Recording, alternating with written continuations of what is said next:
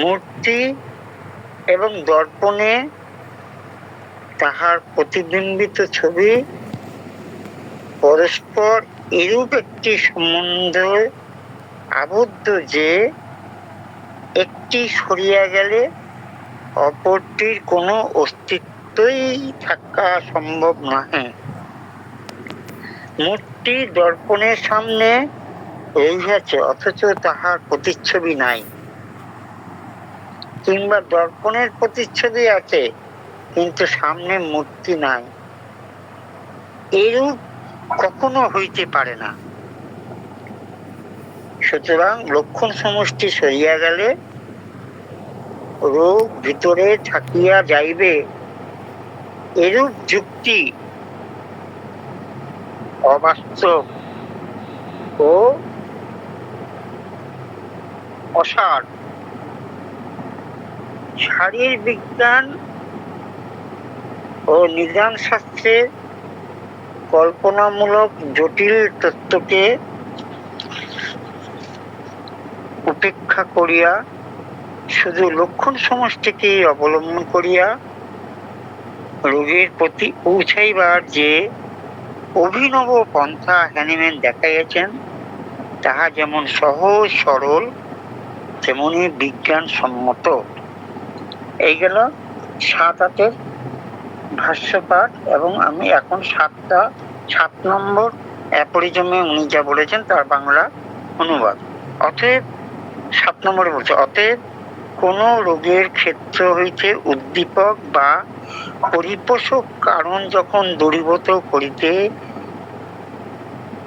হইবে না, এর মধ্যে আবার একটা ফুটনোট আছে, পরে এটা পড়ছে, হইবে না, তখন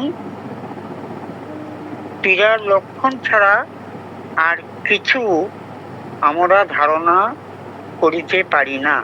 রোগ নিরাময় করিবার জন্য যে ঔষধ প্রয়োজন তাহাকে নির্দেশ করিবে একমাত্র সেই সব লক্ষণাবলী।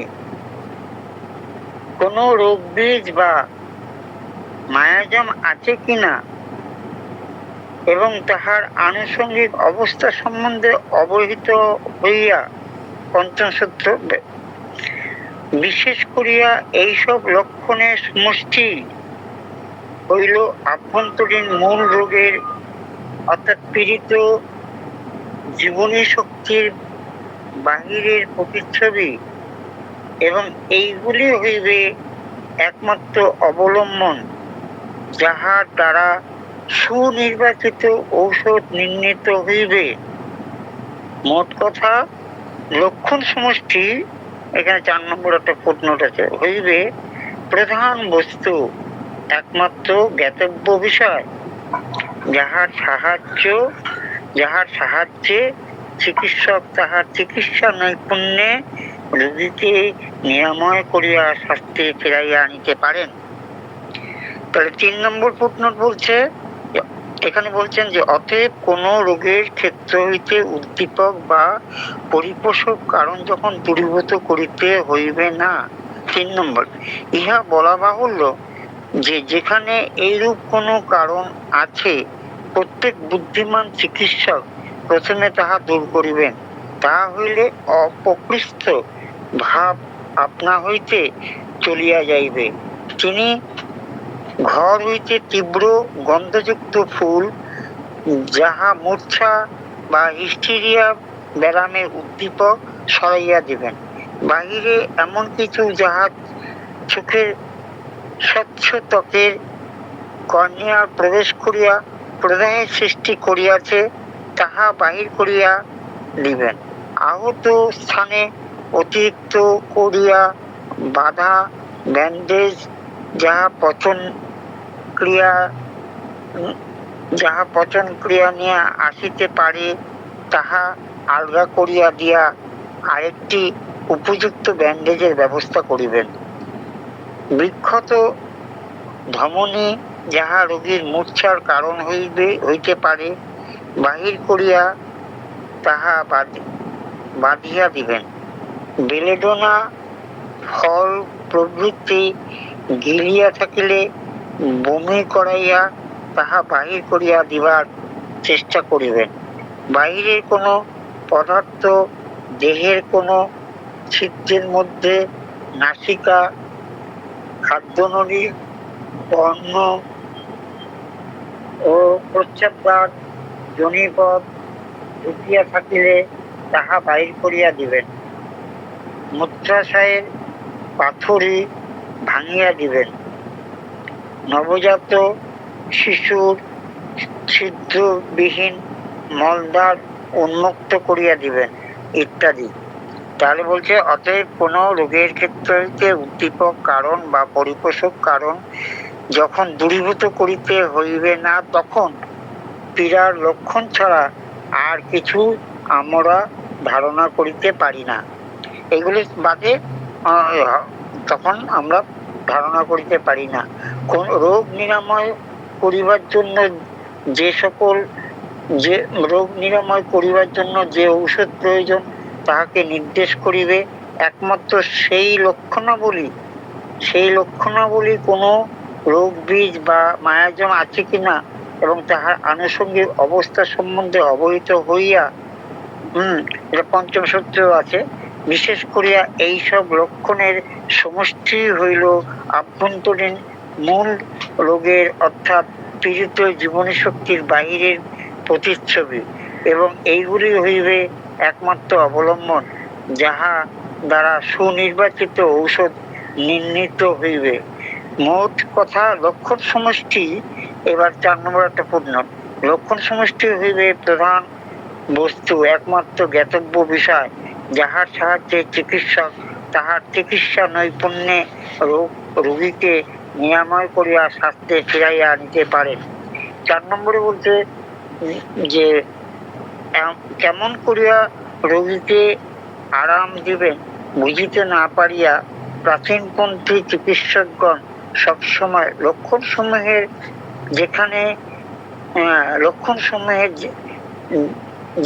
যেখান হইতে একটিমাত্র লক্ষণকে বাছিয়া লইয়া তাহাকে ঔষধ দিয়া বোধ করিতে বা সম্ভব হইলে চাপা দিতে চেষ্টা করে।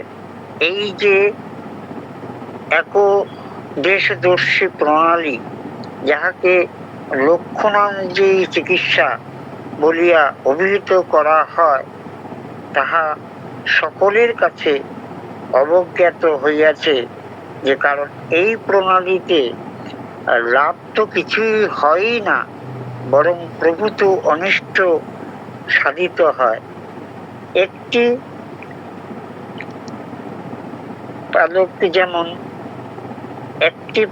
পাকে যেমন একটি মানুষ বলা চলে না,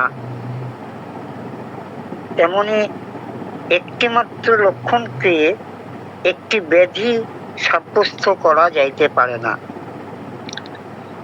এই প্রণালী আরো বেশি তিরস্কারযোগ্য এই জন্য যে এইরূপ একটি লক্ষণ ধরিয়া কেবল বিরুদ্ধ ধর্মের ঔষধ দ্বারা চিকিৎসার ফলে সামান্য উপশমের পরে অবস্থা আরো খারাপ হইয়া দাঁড়ায়। তাহলে একটা সম্বন্ধে একটা ভাব নিতে পারবে না, এই কথাই উনি বলেছেন। তাহলে আমরা 7-8 পড়া হয়ে গেল। আচ্ছা, 9 নম্বরটা তো হচ্ছে ভাইটাল ফোর্স। 9 নম্বরটা অনেক বড় আছে, বুঝলেন স্যার? আমরা এইগুলো নিয়েই থাকি স্যার, আমার মনে হয় 9 নম্বর অনেক বড়, একটা মানে পুরো একটাই 9 নম্বর পুরো একটা ঘন্টায় লেগে যাবে। ঠিক আছে, 9 নম্বর স্যার আমরা পরে দেখবো। আচ্ছা, এর মধ্যে আমরা 5 নম্বরটা যেমন দেখেছিলাম, 5-এর থেকে 6, 6-এর থেকে 7, 7-এর থেকে 8। হ্যাঁ, তা 5 নম্বরে কি বলছিলেন অ্যাপোরিজমে? 5 নম্বরে আমরা পড়েছিলাম, বিরাট ভাষ্য ছিল 5 নম্বরে। 5 নম্বরে যে রোগ আরোগ্য করিবার সহায়তার জন্য চিকিৎসকের জানা প্রয়োজন, অচির রোগ উৎপত্তির পক্ষে অতি সম্ভাব্য উদ্দীপনার কারণ এক্সাইটিং কজ, এবং প্রাচীন পীড়ার সমগ্র ইতিহাস বিশেষ বিশেষ জ্ঞাতব্য বিষয়গুলি, যাহার দ্বারা তিনি কোনো প্রাচীন রোগ বিষ দ্বারা উদ্ভূত পীড়ার মূল কারণের মানে ফান্ডামেন্টাল কজ সন্ধান পাইতে পারেন। এই সকল অনুসন্ধানের মধ্যে রোগীর দৈহিক ধাতু প্রকৃতির, বিশেষত প্রাচীন রোগে তাহার নৈতিক চরিত্র ও বুদ্ধিবৃত্তির, তাহার জীবিকা, তাহার জীবন ধারণ প্রণালী ও রীতিনীতি, তাহার সামাজিক ও ব্যক্তিগত সম্বন্ধ, তাহার বয়স, যৌনবৃত্তির প্রবৃত্তি বিষয়ে অবহিত হইতে হইবে। এটা ছিল আমাদের 5 নম্বর সূত্র, এবং সেদিকে 5 নম্বর সূত্রের ভাষ্যপাতও করেছিলাম। 3 থেকে 5-এর ভাষ্যপাত, আজকে 6 নম্বর। তাহলে ফান্ডামেন্টাল কজ, এক্সাইটিং কজ এবং তার সম্বন্ধে, তার রীতিনীতি, জীবনধারণ প্রণালী, তার আত্মীয় স্বজনের সাথে সম্পর্ক, পাড়াপতির সাথে সোশ্যাল বন্ধন, সমস্ত কিছু, তার কোথায় থাকে, সে ড্যাম্প এরিয়া থাকে না শুকনো জায়গায় থাকে, তার বাড়িঘর, সব কিছুই আমাদের, তার অর্থনৈতিক প্রবলেম সব নিয়ে, তার টেনশন সব নিয়ে আমাদের জানতে হবে। তাহলে 5, 6, 7, 8 আজকে পড়লাম। Thank you. এবার আপনারা বলুন কিছু। জি স্যার, আসসালামু আলাইকুম স্যার। স্যার আপনাকে অসংখ্য ধন্যবাদ স্যার, জাযাকাল্লাহ। আপনি মূল বিষয়টা সুন্দর করে তুলে ধরেছেন। আমাদের সাথে আবুল কাশেম স্যার আছেন, আমি কিছু বলার চেষ্টা করব। আবুল কাশেম স্যার, যেখানে যেখানে আমার ভুল হবে সেখানে স্যার আমাকে চোখে আঙ্গুল দিয়ে দেখাই দেবেন। আসসালামু আলাইকুম স্যার। ওয়ালাইকুম আসসালাম। আলহামদুলিল্লাহ। চোখে আঙ্গুল দিয়ে চোখ কামাই যাবে না স্যার, আঙ্গুল মোটা জিনিস তো হবে না। ঠিক আছে, আপনারা একটু সতর্ক থাকতে, যখন তখন যাত্রীকে প্রশ্ন চলে যেতে পারে। আমাদের শ্রদ্ধেয় বিশ্বনাথ স্যার আমাদের 5, 6, 7, 8 হবে, মূলত 6, 7, 8 এর মূল যেটা আমি যতটুকু বুঝেছি, বুঝিনি মানে একটু বলার চেষ্টা করছি। 5-এর মূল কথা হচ্ছে রোগারোগ্যের জন্য চিকিৎসকের রোগের কারণ সম্পর্কিত জ্ঞান। আমরা যদি রোগীর আরোগ্য করতে চাই, তাহলে চিকিৎসক মানে আমরা যারা হোমিওপ্যাথ, তাদের রোগের কারণটা কি, রোগের কারণ কি এটা জানতে হবে। এবং এই কারণ জানার জন্য যে বিষয়গুলো লক্ষ্য রাখতে হবে সেটা হচ্ছে যে, যেমন মনে করেন যেসব জায়গায় শহর গড়ে উঠেছে, বিশুদ্ধ জলের ব্যবস্থা আছে, আধুনিক স্বাস্থ্যকর পথঘাট নির্মিত হইয়াছে, সেখানে পূর্বের ন্যায় আর স্বাস্থ্য ভালো থাকছে না কেন, এর কারণ কি? উত্তর যদি এরকম বলা হয়, আজকাল জীবনী শক্তি দুর্বল হয়ে পড়িয়েছে এবং ইহাই একমাত্র কারণ। মধ্যাহ্ন ভোজনের পরিবর্তে ব্রেকফাস্ট, আস্তে আস্তে খাওয়ার ফলে তাড়াতাড়ি খাওয়া, তারপরে হচ্ছে ভালো খাবার গ্রহণের পরিবর্তে অখাদ্য খাওয়া, মাছ মাংসর আহার বেড়ে যাওয়া, বিশুদ্ধ সুঘ্রাণ, তারপরে হচ্ছে দুগ্ধ, ঘৃত, তেল প্রভৃতির স্থলে প্যাকেট করা টিনের দুধ মানে ন্যাচারাল, যেটা আমরা ফুড বলি, সেই ফুড বাদ দিয়ে আমরা প্যাকেটজাত দুধ, অবিমিশ্রিত ঘৃত, দুর্গন্ধযুক্ত তেল, চর্বি প্রভৃতির প্রতি আমাদের আকর্ষণ। মধ্যাহ্ন ভোজনের পর বিশ্রামের পরিবর্তে প্রাতকালীন অর্ধাসনের পর তাড়াহুড়া ও দ্রুতভাবে হাঁটা, নিয়মিত নিদ্রা পরিবর্তে অনিয়মিত রাত্রি জাগন, দিবানিদ্রা, অতিনিদ্রা, বিশুদ্ধ প্রাতকালীন বায়ু সেবনের পরিবর্তে দুর্গন্ধ স্থানে বসবাস। যেমন কথা ছিল আমাদের ফজরের নামাজের পরে আমরা একটু মুক্ত বাতাসে ঘুরে আসবো, আর ফজরের নামাজে পড়িনি, মুক্ত বাতাসে ঘুরতে যাবো কি করে? আর যারাও পড়েছি দেখা যাচ্ছে কোন রকম বাড়িতে পড়ে আবার ঢপ করে শুয়ে পড়েছি, অথবা বাইরে পড়ে যারা এখন বিশুদ্ধ নির্মল বাতাসে আছেন, আপনারা জানেন সকালবেলার বাতাসে অক্সিজেনের পরিমাণ থাকে বেশি। তারপরে বলা হচ্ছে যে হাঁটা, নিয়মিত নিদ্রা পরিবর্তে অনিয়মিত রাত্রি জাগন। আমরা পিঠায় প্রায় রাত জাগতেছি, গুড নাইট ক্লাস বন্ধ হয়ে যাবে কিনা, যাই হোক। তো তারপরে হচ্ছে বিশুদ্ধ প্রাতঃকালীন বায়ু সেবনের পরিবর্তে দুর্গন্ধ স্থানে বসবাস। যেমন আমরা জানি আমাদের রানী ম্যাডাম, উনি ইয়েতে বসবাস করতো, আমি বলেছিলাম উনি বসবাস করতো কোথায়, ট্যানারি আছে কোথায়, ঢাকায়, ঢাকার ট্যানারি হাজারীবাগ। আপনি হাজারীবাগে বসবাস করবেন আর স্কিন ডিজিজ হবে না, এটা হতে পারে না, ঠিক আছে। গণিকালয়ে যাতায়াত, গণিকালয় নিশ্চয় জানি আমরা। ধূমপাতজাত ধূম্র বিদগ্ধ বায়ু শোধন, সিনেমার কামোদ্দীপক চিত্র দর্শন, বোঝা গেছে নিশ্চয় এটা। এখন সিনেমা বাদ দিয়ে মোবাইলে দেহ মনের উৎকর্ষ সাধনের জন্য রীতিমতো ব্যায়াম না করা, আমরা ফিজিক্যাল এক্সারসাইজ করি না, এটা অন্যতম একটা রোগ তৈরির কারণ। সদালাপের পরিবর্তে কুয়ালাপ, আমরা আলাপ শুরু করলে আমরা সাধারণত ইয়ে কথা মানে গীবত করা শুরু করি, যে আবুল কাশেম স্যার খুব পড়া মানুষ, আবুল কাশেম স্যার এর এই করে সেই করে, অমক করে তমক করে, তালাত জদের অমক করে তমক করে, অমক স্যার অমক করে তমক করে, গীবত পরচর্চা যত করবেন তত রোগ আপনার ভিতরে ইয়ে হবে।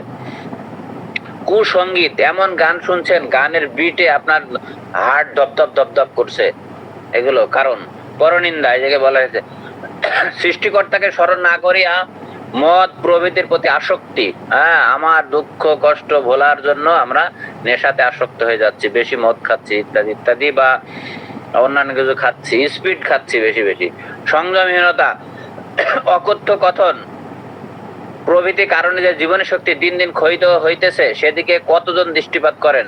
যদি এই সকল কুকার্য, কদর্য আচরণ, বদ অভ্যাস প্রভৃতি সম্পর্কে মানুষ সচেতন হইতো এবং এগুলি ত্যাগ করা যাইতো, তবে সামান্য পরিমাণে আমাদের অর্ধমৃত জীবনের শক্তি পুনরুজ্জীবিত হইয়া ওই সকল রোগকে সমূলে উৎপাটন করা সম্ভব হইতো। অতএব রোগ নতুনই হোক আর পুরাতনে হোক, চির রোগ হোক আর অচির রোগ হোক, ইয়ার আসল কারণ হইতেছে সূক্ষ্ম, অর্থাৎ কোন চির রোগ উৎপাদিকা শক্তি। এইটুকু আর বলবো না, এইটুকু স্যার। আমাকে ধরবে এখন আবুল কাশেম সাহেব, অসুবিধা নেই। এখন আপনারা যারা শুনছিলেন, আপনি যেমন জেসমিন ম্যাডাম, সালাউদ্দিন স্যার, আপনারা বলেন 5 নম্বর সূত্রের মূল বিষয়বস্তু কি? বিশ্বনাথ স্যার কিছু মনে করবেন না, আমি একটু রিভিউ করাচ্ছি, মাস্টার মানুষ তো। ঠিক আছে। জি স্যার, আমি একটু চেষ্টা করি স্যার। বলেন। রোগ আরম্ভ করি বলবেন, সংক্ষেপে বলবেন, বই দেখে বলবেন না স্যার। অত কি জানি আমরা, বড় করে বলতেই পারবো না। আচ্ছা, কি? রোগ আরম্ভ করিবার জন্য চিকিৎসকের যে সব বিষয়গুলো সহায়তা করে, সেটা হচ্ছে একটা রোগীর আচার আচরণ, বেশভূষা, চাল চলন, সে কোথায় বসবাস করে, এই ধরনের ইত্যাদি ইত্যাদি জিনিসগুলো স্যার আমাদের দেখার প্রয়োজন আছে। এই সূত্রের মূল কথা এটাই বলছে স্যার। কত নম্বর সূত্র এটা? 5 নম্বর সূত্র স্যার। জি গোলদাস স্যার, 5 নম্বর সূত্রের মূল কথা কি? গোলদাস স্যার, 5 নম্বর সূত্রের মূল কথা কি? আপনি কি রাস্তায় হাঁটছেন এখন? তাহলে স্কিপ করেন। হাঁটতেছি স্যার। তারপরও বলেন, এই আপনি যে হাঁটতেছেন, এটা 5 নম্বর সূত্রের সমর্থনে হাঁটতেছেন আপনি, এটা একটু বলেন। স্যার আমি পরে বলবানি স্যার। আচ্ছা স্যার, আমি বলছি স্যার, আপনি যে রাস্তায় হাঁটতেছেন না স্যার, এখন এই যে অনেক লোক হাঁটতেছে, সকালে যে নির্মল বাতাস, এই বাতাসে অক্সিজেনের পরিমাণ বেশি। আপনি যে সকালে নিয়মিত হাঁটেন, এই হাঁটার অভ্যাস আপনার অনেক রোগ থেকে মুক্তি দেবে ইনশাআল্লাহ। এটাই হচ্ছে 5 নম্বর সূত্র। ঠিক আছে স্যার? জি স্যার। আচ্ছা, এবার নূরজাহান ম্যাডাম বলেন, নূরজাহান ম্যাডাম বা আক্তার স্যার, যে কোনো একজন বলেন 5 নম্বর সূত্রের মূল কথা কি? হ্যাঁ, আমাদের 5 নম্বর সূত্রের মূল কথা হয়েছে আমাদের জীবনের শক্তি বৃদ্ধির জন্য যে সমস্ত কাজগুলো করতে হবে, এগুলো করলে এক কথায় ইসলামী জীবন বিধান যদি আমরা মেনে চলি, তাহলে আমাদের জীবনের শক্তি বৃদ্ধি পাবে। জি, ধর্মীয় ধর্মীয় জীবন বিধান। আপনার ওই হিন্দু ধর্ম বলা হয়েছে সকালবেলা উঠে আপনার ইয়ে করা, আহ্নিক করে সকালে না সন্ধ্যায়? বিশ্বনাথ স্যার, আহ্নিক আহ্নিক তো করে সন্ধ্যায়, হ্যাঁ, সকালেও করে সন্ধ্যাও করে মানে নাকি? আহ্নিক করা। জি জি জি, তাহলে আমরা যেটা বুঝছি টাইমে করা হয় স্যার। সকাল সন্ধ্যা 2 টাইমে। জি স্যার, থ্যাংক ইউ। স্যার এই যে স্যার, আরেকটা জিনিসের সাথে আছে যে আপনি বলছিলেন যে অস্বাস্থ্যকর পরিবেশ এবং বিভিন্ন কুঅভ্যাস এগুলো বাধা সৃষ্টি করতে পারে স্যার, এটাও Correct, sir.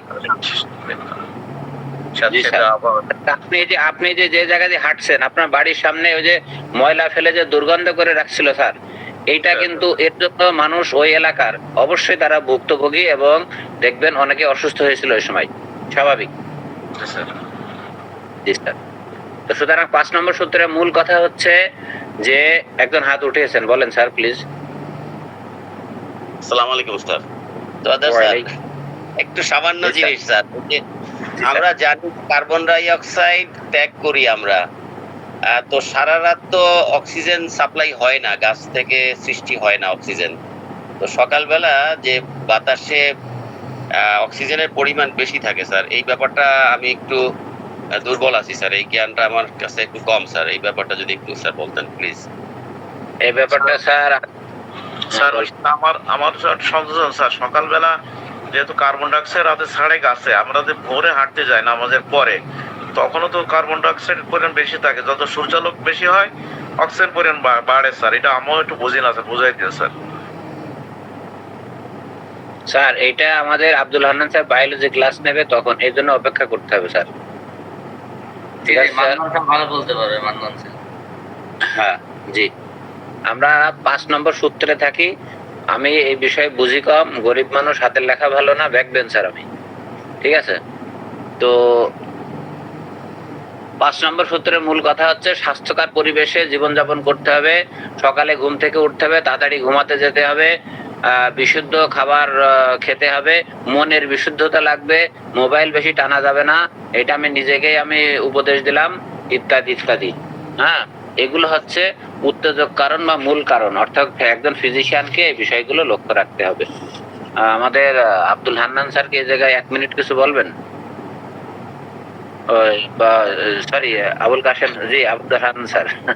জি, ঠিক আছে। আপনার গোলদার স্যার যে কোশ্চেন করেছেন, এই কোশ্চেন উত্তর উনিও জানেন। তো ঘটনা হলো যে কি, যে আমরা জানি যে যখন উদ্ভিদের যখন সালোক সংশ্লেষণ হয়, সেটা ঘটে সাধারণত দিনের বেলায়, তখন অক্সিজেন প্রচুর পরিমাণে মানে তারা ছাড়ে। Due to photosynthesis, when the photosynthesis occur in the leaf of a plant and reactionally, then carbon dioxide absorbed by the chlorophyll and oxygen secrete in the air, এবং অক্সিজেনকে বাতাসে ছেড়ে দেয়। এটা ঠিক আছে।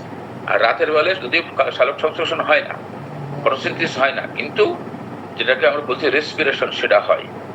হ্যাঁ, এই রেসপিরেশন যখন হয় তখন কিন্তু কার্বন ডাইঅক্সাইড ছাড়ে, কিন্তু সেটার পরিমাণটা মানুষের থেকে উদ্ভিদের বেশি।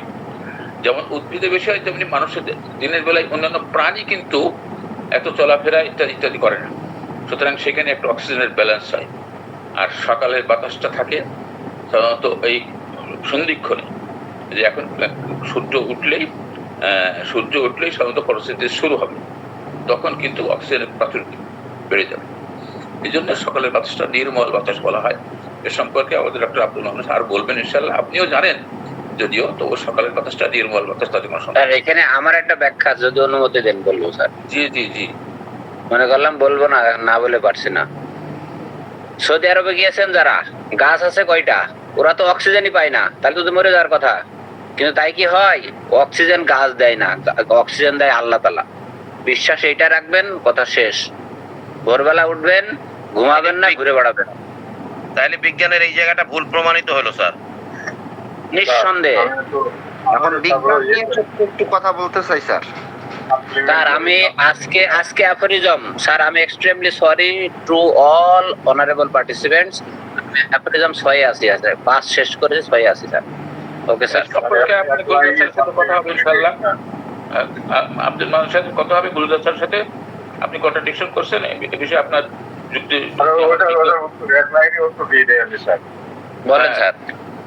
লাইন যদি হলো বৈজ্ঞানিক দিক থেকে বৈজ্ঞানিক ভিত্তিতে হলো ঠিকই আছে। আপনি আল্লাহর সালোক সংশ্লেষণ দিনে হয়, রাতে হয় না, কিন্তু রেসপিরেশন চলতে থাকে।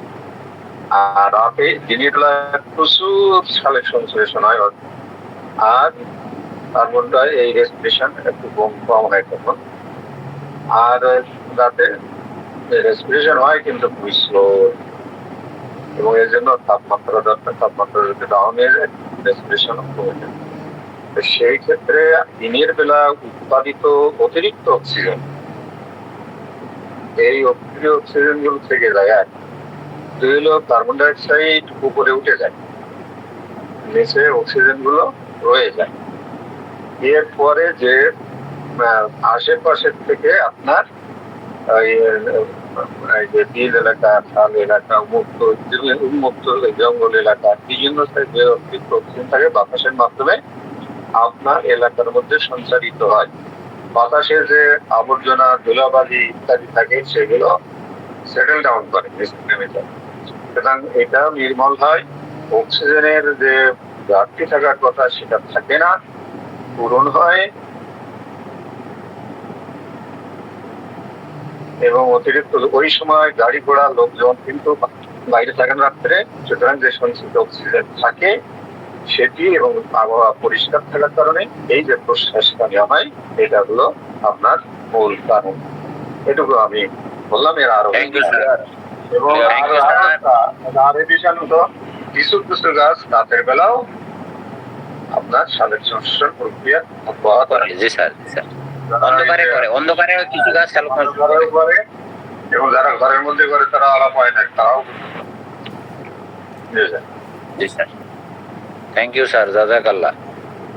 তবে স্যার, এই যে আমরা একটা জায়গা থেকে আরেকটা জায়গায় করতে করতে যে দূরে নিয়ে যাওয়া যে প্রবণতা, এটা আমারও আছে। এটা রোগ আরোগ্যের একটা বাধা। আমি এতক্ষণ এটাই পড়তেছি, কিন্তু কোনো কিছু সরল ভাবে চিন্তা করা, এটা হচ্ছে ইম্পর্টেন্ট ব্যাপার। 5 নম্বর সূত্রের মূল বিষয়বস্তু তাহলে কি ছিল? 5 নম্বরটা আমি বলি একটু। জি স্যার। আমার 5 নম্বর সূত্র হলো রোগের কারণ সম্পর্কিত বিষয় এবং তার বাধা। কি কি কারণে রোগ বালাই বেশি উৎপন্ন হতে পারে এবং কি কি কারণ এখানে প্রতিবন্ধকতা সৃষ্টি করতে পারে।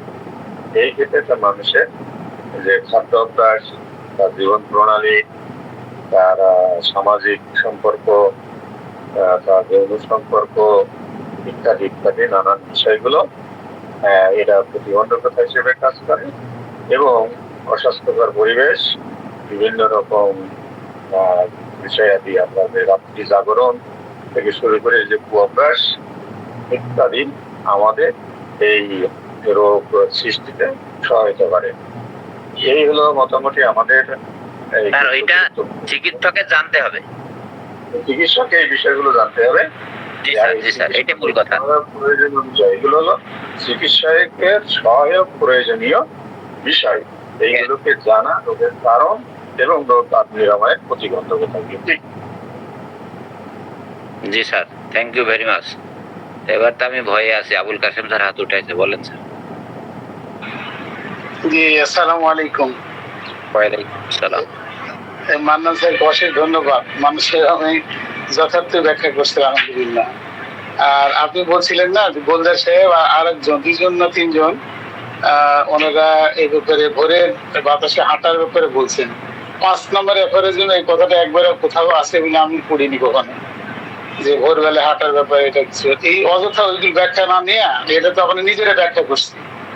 এখানে শুধু বলা হয়েছে যে এই যে রীতিনীতি কোনটা করলে হবে সেইগুলো করতে হবে, কিন্তু আমরা নিজেরা অ্যাড করছি ব্যাখ্যা করতে গিয়ে। আমার মনে এখানে বিভ্রান্তি, এবং আমার হয় যথার্থই গোলদার সাহেবরা কোশ্চেনটা উঠেছেন। স্যার আমি প্লিজ স্যার আমি একটু বলি স্যার। আমাকে একজন ডাক্তারই বলছিলেন যে যারা একটু রোগী প্রকৃতির লোক, তারা যদি অনেক ভোরে গাছগাছালির ভিতর দিয়ে হাঁটে, যেখানে প্রচুর গাছ আছে, সেখানে তার স্বাস্থ্যের একটু ক্ষতি হতে পারে। এইটা স্যার আমার জানা ছিল না বলে আমি উঠাইছি স্যার। ধন্যবাদ স্যার। না এটা ঠিক আছে, 5 নম্বর অ্যাপারেজম এই কথাগুলো তো নাই, কিন্তু 5 নম্বর অ্যাপারেজম যা আছে তাই পড়লে বেটার হয় আমার মনে হয়। ব্যাখ্যা তো অনেক ভাবে দেওয়া যায়, এবং মান্নান স্যার, আব্দুল মান্নান স্যার এই জায়গায় আপনার সাথে আমি একেবারে বিনয়ের সাথে 180 ডিগ্রি দ্বিমত। বলবো স্যার কেন? হ্যাঁ, এটা হইতেই পারে না। আমার মনে হয় গোলদার সাহেব যে কথা বলতে বোঝার জন্য আমরা আসলে ওই হ্যানিম্যানকে বুঝতে দিতে চাই না, বা আমরা নিজের মতকে বুঝাইতে চেষ্টা করি। হ্যানিম্যান যা বলছে ওইটা আমার বুঝি আগে, তারপরে নাই দেখা যাবে কি করা যায়, কোন রাতে সমস্যা, কোন রুগীর সমস্যা, কোন রুগীতে সকালবেলা হাঁটলে ভালো, কোন রুগীতে সকালে হাঁটলে খারাপ। এই জন্য অনেক প্রচুর ব্যাখ্যা আছে, ওটা ব্যাখ্যা সাপেক্ষ। হ্যাঁ, আপনি একটা বলেন। আমি ব্যর্থ হয়ে গেলাম। আমার কথা হচ্ছে যে হানিম্যান যাই লিখুক আমি বুঝবো আমার মতো। আপনি একমত কিনা আমার সাথে? আমি একমত না। আমি একমত না এই জন্য হ্যানিম্যানকে আগে বুঝি, তারপরে না হ্যানিম্যান যা লিখছে সেটা তো আমি বুঝতে পারছি না। আমি যদি আমার লাইনে না নিয়ে আসি, আমার আন্ডারস্ট্যান্ডিং না বুঝতে পারি, তাহলে এত হবে না। আপনি তো হ্যানিম্যানটা পড়ে আমার লাভ হচ্ছে না। হ্যানিম্যান স্যার যেটা বলছেন সেটা আমি আমার আলোকে বুঝবো। যদি বুঝতে পারি, যদি আমার বোঝা ভুল হয় তাহলে আমার জ্ঞানের স্বল্পতা।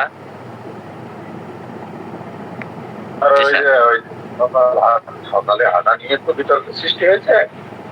সকালে হাঁটা যাবে না, বিতর্ক না স্যার, আমি এই জায়গায় বলছি স্যার, আমি আবুল কাশেম স্যার যেটা বললেন সেটা হলো সকালে হাঁটা সংক্রান্ত এই বিষয়টা যোগ করা, এটা বিতর্ক সৃষ্টি। কিন্তু সকালে হাঁটতে পারবে না এমন অনেক রোগী আছে যাদেরকে সকালে ভিজিট করা হয়। যেমন হার্টের রোগী, হার্টের রোগী যেতে হয়। হার্টের ওটাই বলছি, হার্টের রোগীদের সকালবেলা প্রেশার রাতে বেশি থাকে, তারা যদি সকালে উঠে হাঁটে তাদের স্ট্রোক করার বা হার্ট ফেল করার সম্ভাবনা থাকে। কিন্তু হার্টের রোগীদের সকাল না হাঁটে বিকালে হাঁটতে বলা হয়। স্যার আমি একটা শিক্ষার মূলনীতি বলবো স্যার, যদি মনে স্যার বলেন স্যার।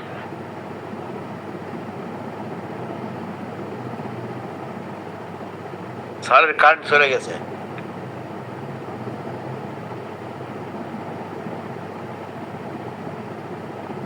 বিদ্যুৎ নাই স্যার, কথা শোনা যাচ্ছে না আপনার।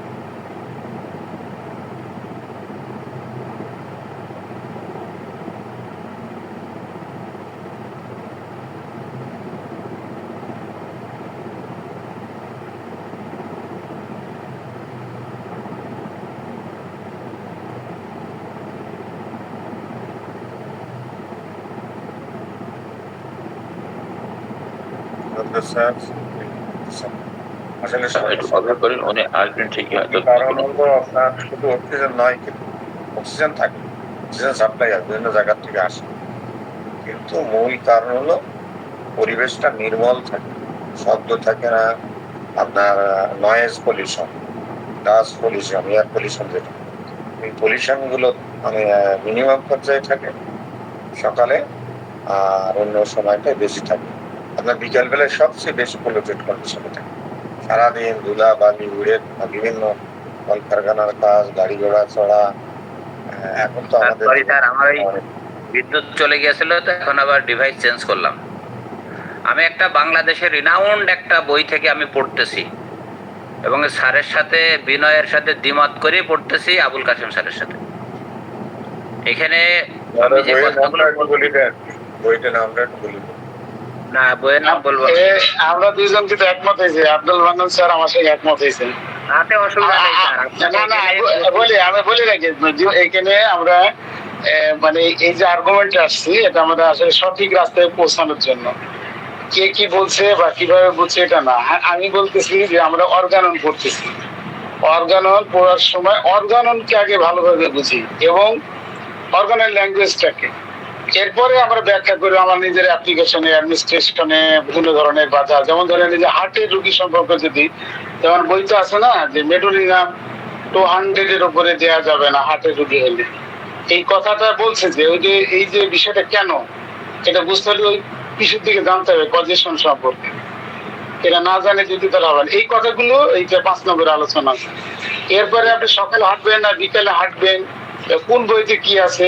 আমার ওই যে শাস্ত্রে আমাদের চুয়াডাঙ্গার কি যেন ভাই উনি একদিন বক্তৃতা করছিলেন, রাজীব না না না, রাজীব সাহেব ওখানে যথার্থ উনি আলোচনা করছেন, মানে ওইগুলো রিলেট করতে পারলে আমার মনে হয় ভালো। আমার মনে হয় যে অর্গানের ভাষাটা একেবারে হ্যানিম্যান যা বলছে সেই জিনিসটা আমরা বোঝার চেষ্টা করি। আমি এটা বলতেছি, ওখানে যে যখনই অ্যাড করবো সকালে 8টা বা অমুক কিছু ব্যাখ্যাতে গিয়া তখনই বিপত্তি। আমার মনে হয় এইটা আমি বলতে চাই স্যার। স্যার ঠিক আছে স্যার, আলহামদুলিল্লাহ।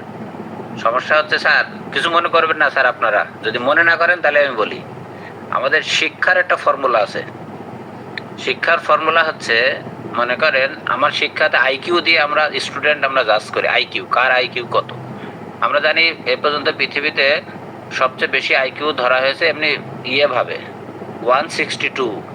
এই আইকিউটা হচ্ছে আইনস্টাইন এবং জর্জ বার্নার্ড শ এদের ধরা হয়েছে।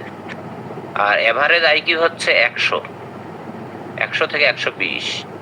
তা আমরা যখন ক্লাসে থাকি, আব্দুল মান্নান স্যার আছেন, এই ক্লাসে কিছু স্টুডেন্ট থাকবে, ম্যাক্সিমাম স্টুডেন্ট থাকবে এভারেজ আইকিউ 120, কিছু স্টুডেন্ট থাকবে আইকিউ হচ্ছে 140।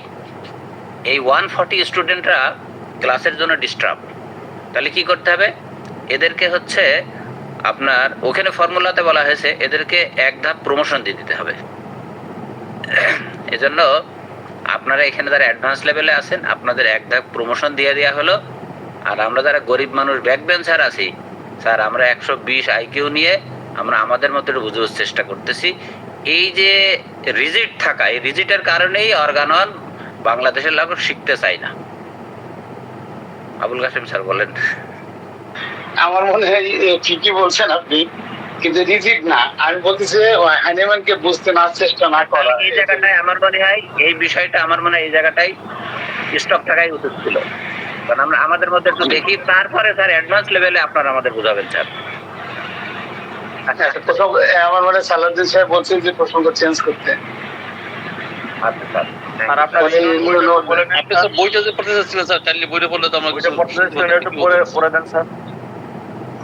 এই যে আমি সবসময় ইন ব্রিফ করার চেষ্টা করি, আমি পারি না যদিও সেটা। আমি বইটা পড়ছি হচ্ছে আমার সবচেয়ে প্রিয় বই, এটা হচ্ছে ডাক্তার সামিল আবু হোসেন সরকার স্যারের, ডাক্তার আবু হোসেন সরকার, ওনার অনুবাদ এবং ওনার ব্যাখ্যা।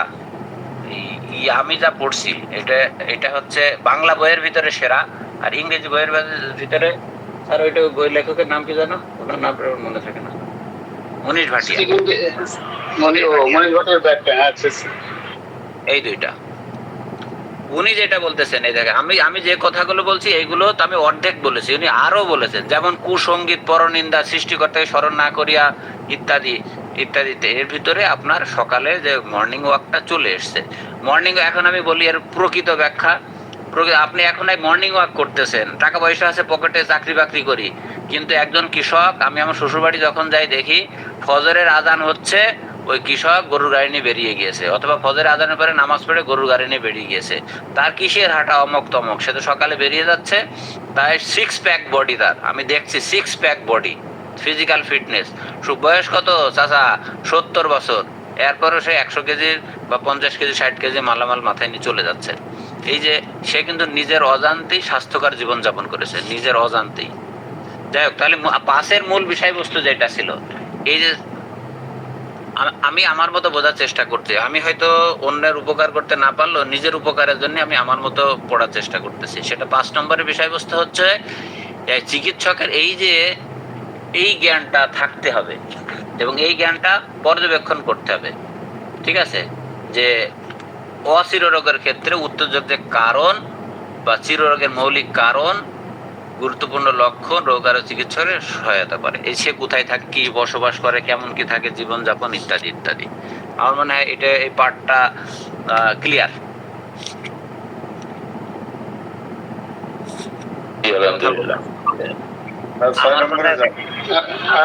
যদি কেউ আমার কথায় যদি রাগ করতে থাকেন, আমার কোনো আপত্তি নেই, রাগ করতেই পারেন, কারণ মন আপনার, মনের উপরে আমার কোনো অধিকার নেই। স্যার যেটা নিয়ে যত বেশি লাড়াচাড়ি হবে ওইটা অত বেশি জানা হবে, ওইটা বেশি মনে থাকবে। লাড়াচাড়ি হইলেও মনে থাকবে। যেমন আজকে এটা নিয়ে একটু বেশি হয়েছে, দেখবেন যে সবাই মোটামুটি ওটা মনের মধ্যে তাহলে 5 নম্বর সূত্রের আরেকটা প্রশ্ন খুব ইম্পর্টেন্ট। আমরা সূত্র তো পড়েই যাচ্ছি, কয়েকবার পড়ছি, কিন্তু মনে থাকে না কেন সূত্র? এই যে কসলা কসলি হয় না বলে তো মনে থাকে না। এইবার দেখে 5 নম্বর সূত্রে আর ভুল হবে না কারো। ওই কাঠখোট্টা ভাষা তো বুঝা খুব কঠিন। কাঠখোট্টা ভাষা স্যার নিজের ভাষাই করতে হবে, ঠিক আছে? তাহলে এখানে আরেকটা প্রশ্ন আসতেছে, অচির ও চিররোগের প্রধান কারণ কি? এই 5 নম্বর থেকে এই প্রশ্নটা উদ্রেক হয়েছে। বলা হচ্ছে যে অচির রোগ তো বুঝি, অচির রোগের কারণ হলো কোন রোগ বীজ উদ্দীপক, ওই যে উদ্দীপক এতক্ষণ আমরা যা নিয়ে করছিলাম, উদ্দীপক কারণ দূষিত দ্রব্য বা প্রভাব ইত্যাদি ইত্যাদি ইত্যাদি ইত্যাদি এটসেট্রা। আর চিররোগের প্রধান কারণ হলো সোরা সিফিলিস সাইকোসিস।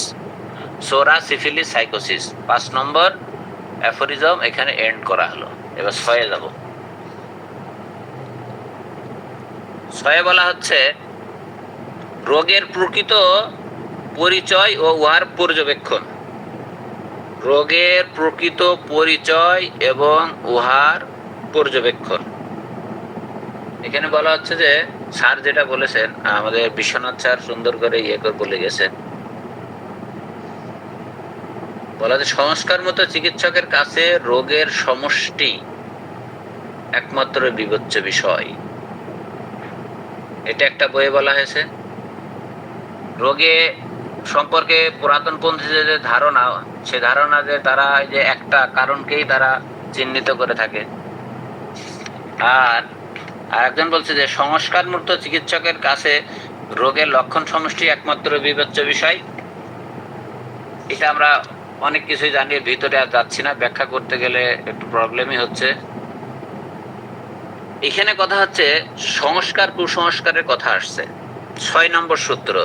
6 নম্বর সূত্র রেফার্স টু সংস্কার কুসংস্কার। এখন আমরা জানবো সংস্কার কি আর কুসংস্কার কি। সংস্কার হচ্ছে জ্ঞান ইন্দ্রিয়াদির দ্বারা যাহা উপলব্ধি করা যায় উহা সম্পর্কে যে বদ্ধমূল ধারণা জন্মে তাহার নাম সংস্কার। যেমন চিকিৎসা বিদ্যা, আমাদের জ্ঞান ইন্দ্রিয় আমাদের যে আছে, চিন্তা চেতনা, এই দিয়ে যে আমরা সঠিক যে ধারণাটা পেটাই সেটা হচ্ছে সংস্কার। এটা প্রচলিত নিয়ম। আর কুসংস্কার কি?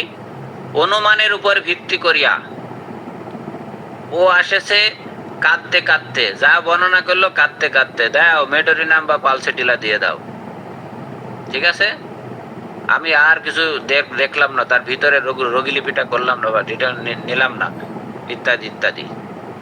তারপরে বলা হচ্ছে অনুমানের উপর ভিত্তি করিয়া যে ধারণা অর্থাৎ অতীন্দ্রিয় মতবাদ দ্বারা যাহা উপলব্ধি করা যায় তাই কুসংস্কার, ঠিক আছে। যেমন মনে করেন যে ভূতে ধরেছে বা ইত্যাদি ইত্যাদি। তাহলে 6 নম্বর সূত্রের ভিতরে আমাদের এটা জানতে হলে সংস্কার কুসংস্কার সম্পর্কে একটা ধারণা থাকতে হবে, যে ওই ডাক্তার সংস্কার যুক্ত কিনা এবং কুসংস্কার মুক্ত কিনা। এরপরে 6 নম্বর সূত্রটার আরো বিষয় হচ্ছে লক্ষণ সমষ্টি কি, এই সম্পর্কে একজন চিকিৎসকের ধারণা থাকতে হবে। জি পূর্ণিমা ম্যাডাম, আপনি একটু পরে বলবেন স্যার, একটু রেডি থাকেন। আর একটা ব্যাপার এখানে বলা হচ্ছে যে কখন স্পষ্ট রোগ লক্ষণ পাওয়া যায় না। আমি যা কোশ্চেন গুলো হচ্ছে এখানে সব 6 নম্বর অ্যাফোরিজম থেকে। কখন স্পষ্ট লক্ষণ সমূহ পাওয়া যায় না, খুবই ইম্পর্টেন্ট। এটা চির এবং অচির রোগের ক্ষেত্রে উভয় ক্ষেত্রে প্রযোজ্য। বলা হচ্ছে যখন আন্তঃপ্রকৃতি কোনো রোগ লক্ষণ সৃষ্টি করে না বা করিতে পারে না, তখন বুঝিতে হইবে যে প্রকৃতি কোনো সাহায্য চায় না, অর্থাৎ কোনো প্রকৃত হয় নাই অথবা রোগ অসাধ্য স্তরে পৌঁছিয়া গিয়েছে। তাহলে লক্ষণ পাওয়া যাবে না কোন রোগীর ক্ষেত্রে? যেই রোগটা অনিরাময়যোগ্য। এই অবস্থা দেখা দেয় রোগের একেবারে প্রথম এবং শেষ অবস্থায়। রোগের একেবারে প্রথম অবস্থায় আমরা লক্ষণ খুঁজে পাই না, শেষ অবস্থায় গেলেও ওরকম লক্ষণ, স্পষ্ট লক্ষণ পাওয়া যায় না, মানে তখন মিসেলেনিয়াস, সবকিছু মিশে যায়। আর একটা প্রশ্ন এখানে আছে, চিকিৎসা কার্যে রোগ লক্ষণের ভূমিকা কি? এটা তো আমরা খুবই জানি, এটার ব্যাখ্যা করতে আমি যাচ্ছি না। তারপরে রোগের প্রকৃতি এবং একমাত্র বোধগম্য প্রতিচ্ছবি কি রূপে গঠিত হয়? এই প্রশ্নগুলো আপনার কোথায় উদ্রেক হবে? 6 নম্বর অ্যাফোরিজমে। কারণ 6 নম্বর অ্যাফোরিজমে বলা হচ্ছে সংস্কার মুক্ত চিকিৎসকের কাছে রোগের লক্ষণ সমষ্টি একমাত্র বিবেচ্য বিষয়। সে প্রিজুডিসড হবে না, লক্ষণ সমষ্টির উপরে বিচার করবে। লক্ষণ সমষ্টিকে এখানে আবার দুই ভাগে ভাগ করছে। একটা বলা হচ্ছে ব্যক্তিনিষ্ঠ লক্ষণ, আর একটা হচ্ছে বস্তুনিষ্ঠ লক্ষণ। এত দূর যাচ্ছে না, বেশি হয়ে যাচ্ছে। আবার এখানে বলা হচ্ছে লক্ষণ ও চিহ্নের মধ্যে পার্থক্য কি, এটা জানতে হবে 6 নম্বর সূত্রের আলোকে। এবং 6 নম্বর সূত্রের ভিতরে লক্ষণ এবং চিহ্নের বিষয়টা রয়ে গেছে। জি, কিরকম? চিকিৎসকের নিকট যখন রোগী নিজে রোগ সম্পর্কে বা কষ্টকর উপসর্গ সম্পর্কে বর্ণনা দেন, তখন রোগীর বর্ণিত কষ্টকর উপসর্গের লক্ষণ বলা হচ্ছে। অপরদিকে চিকিৎসক রোগী পর্যবেক্ষণ করিয়া এবং পরীক্ষা নিরীক্ষা দ্বারা রোগ সম্পর্কে যাহা জানিতে পারেন তাহাকে চিহ্ন বলা হচ্ছে। চিহ্ন। এখানে আবার মানসিক লক্ষণ আছে, সার্বজনীন লক্ষণ আছে, স্নেহ, মায়া, মমতা, বিচার বুদ্ধি, স্মৃতিশক্তি, মানসিক লক্ষণ। 6 নম্বরের আলোকে এগুলো আসতেছে কিন্তু সব ব্যক্তিনিষ্ঠ, বস্তুনিষ্ঠ, মানসিক লক্ষণ, তারপরে লক্ষণ সমষ্টি, তারপরে হচ্ছে স্পষ্ট লক্ষণ, কখন লক্ষণ পাওয়া যাবে, কখন পাওয়া যাবে না, সংস্কার কি, কুসংস্কার কি, সব এখনো আরো এখানে প্রায় 10-12টা কোশ্চেন আছে, এত দূরে যাচ্ছি না। That was number 6। G, Purnima madam, Purnima sir বলেন কি বলতে চাচ্ছিলেন? মিথুন স্যার। জি স্যার, ধন্যবাদ স্যার। ওই যে সংস্কার আর কুসংস্কারের যে জায়গাটা আপনি যখন পড়লেন, তো পড়াতে সম্ভবত আপনি বাক্যে যেটা বলছিলেন যে সংস্কার মুক্ত মন। আসলে স্যার আমাদের এই জায়গাটায় আমার একটু বোঝার একটু গ্যাপ রয়েছে।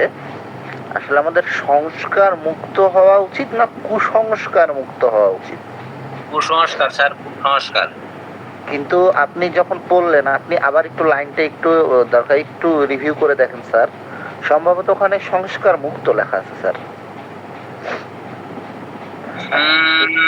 জ্ঞান ইন্দ্রিয়াদির দ্বারা যাহা উপলব্ধি করা যায় এবং উহা সম্পর্কে যে বদ্ধমূল ধারণা জন্মে তাহার নাম সংস্কার। যেমন চিকিৎসাবিদ্যা অনুমানের উপর ভিত্তি করিয়া যে ধারণা অর্থাৎ অতীন্দ্রিয় মতবাদ দ্বারা যাহা উপলব্ধি করা যায় তাহা কুসংস্কার। যেমন যে ঝাড়ফুঁক, তারপরে কিন্তু ইতিপূর্বে মানে এই যে আপনি যে ব্যাখ্যা দিলেন, এই ব্যাখ্যার পূর্বে আপনি যে লাইনটা পড়লেন যে সংস্কার মুক্ত মনের প্রয়োজন, এটার ব্যাখ্যা দিতে যায় আপনি কুসংস্কার আর সংস্কারের ব্যাখ্যাটা দিলেন। এই লাইনটা পড়তে গিয়ে ওই লাইনটাতে সম্ভবত স্যার একটু দেখেন রিভিউ করে, ওখানে লেখা আছে যে সংস্কার মুক্ত। হ্যাঁ, অ্যাফোরিজমে আমি এটা থেকে বলতেছি, ডক্টর রেজাল করিম স্যারের বই থেকে। সংস্কার মুক্ত চিকিৎসকের কাছে রোগের লক্ষণ সময় একমাত্র, এখানে কুসংস্কার মুক্ত হওয়ার কথা। এখানে আমাদের আবুল কাশেম স্যার যদি অরিজিনালটা একটু বলতেন, অথবা বিশ্বনাথ স্যার। জি, ধন্যবাদ স্যার। স্যার একটা ওয়ার্ড আছে আনপ্রেজুডিসড, এটার মানে অর্থ কি সেটাই বুঝতে পারি। আনপ্রেজুডিসড। জি, আবুল কাশেম স্যার। স্যার রাগ করে কুসংস্কার না, রাগ নেই, রাগ করলে তো পড়াশোনা করা যাবে না। আমি এই যে 6 নম্বর অ্যাফোরিজম পড়ার সময় প্রায় বলি যে এই যে বাংলা পড়তেছি না আমরা, আমার মনে হয় ইংরেজিটা ভালো করে পড়া উচিত আগে, তারপরে আস্তে আস্তে আমরা প্রত্যেকটা শব্দ যারা আমরা বুঝবো না, যারা বুঝেন তাদের কাছে বুঝে নেবো। আসলে আমার মনে হয় পূর্ব ধারণা মুক্ত যদি বলা হয়, এটাকে আর একটা সহজ করা যায়। পূর্ব ধারণা মুক্ত নয়, তাহলে তো স্যার পূর্ব ধারণা মুক্ত যদি হয় তাহলে এখানে এটা কুসংস্কার মুক্ত হবে, সংস্কার মুক্ত। সেটা যাই হোক, এটা যেহেতু আনপ্রেজুডিসড হওয়া যাবে না, এটাই বলছে না। বাংলা করতে গিয়ে যখন ইংরেজি যখন করছে, আমার মনে হয় ওই যে স্টিভেন ডেকার, ওখানে আবার আরো অন্য শব্দ প্রয়োগ করছে, আমার বইটা এখন হাতের কাছে নাই। তো স্টিভেন ডেকার বই দেখবেন যে একবার হানিমান যে ল্যাঙ্গুয়েজে বলছেন, ওইটাকে ইংরেজি ভার্সন নিয়ে আসার চেষ্টা করছেন। যেহেতু এটা পূর্ব ধারণা, ওইটাই হচ্ছে অ্যাপ্রোপ্রিয়েট মনে হচ্ছে। আর যেটা কুসংস্কার বলছেন এটাও চলবে। কুসংস্কার বলতে আপনার ওয়ান ওয়ে হয়ে যায় অনেক ক্ষেত্রে, কিন্তু পূর্ব ধারণা যদি বলা হয়, পূর্ব ধারণা মানে আর যেটা বলতে চাচ্ছেন সেটা হচ্ছে, মনে করেন আপনি এই ধরনের রোগীকে নাক দিয়েছেন, ও রোগী এরকম আবারও নাক দিলেন, আবার রোগীরা নাক দিলেন, এটা পূর্ব ধারণা। আর যদি এটা কুসংস্কারও বলতে পারেন, মানে ওই রোগী এই ধরনের রোগী নাচতে হয়, রোগী লিপি না করে, সম্পূর্ণ কাজ না করে। এটার উত্তর আছে 83-তে।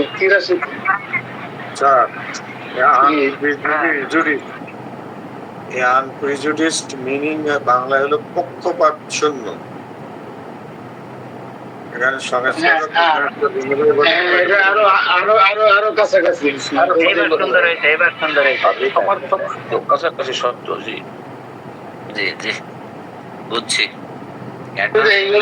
এইভাবে তো আলোচনাটা গুলো আমাদের ক্লিয়ার হয়। তবে 6 নম্বর রেফারেন্সে যদি আমরা বাংলা পড়ি, দেখেন আমাদের এলএম খান ওনার বইতে ব্যাখ্যাটা আছে চমৎকার ভাবে, এবং ওনার একটা লিকচারও আছে আমি দেখছি। এই যে উইদিন ব্র্যাকেটের কথা আছে না, মরবিড ফেনোমেনা, অ্যাক্সিডেন্টস আর সিমটমস, তিনটা শব্দ বলছে। এটার কোনো ইয়ে আছে, বাংলা আছে?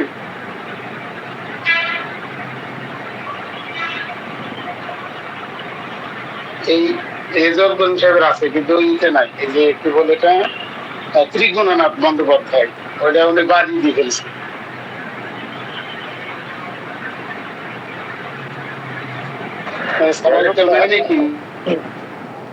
মূলত এই কুসংস্কার আর সংস্কারের ব্যাখ্যাটা যখন স্যার দিলেন, আমিও কিন্তু ইতিপূর্বে বেশ কিছু বাংলা বই পড়তে গিয়ে ওই লাইনে ওই বিষয়টা পেয়েছি, এবং ওটাকে আমি চেষ্টা করেছি খুব ভালোভাবে উপলব্ধি করা, যে সংস্কার মুক্ত মন। এখন আমরা দেখাচ্ছি একটা বই লিখলাম, একটা বই লেখার পরে আবার পরবর্তী সংস্করণ করি, কি ভুল ত্রুটি বিচ্যুতি যা কিছু আছে সব কিছুকে সংশোধন করে নতুন আকারে যখন প্রকাশ আবার করা হয়, পরবর্তীতে সংস্করণ বলা হয়।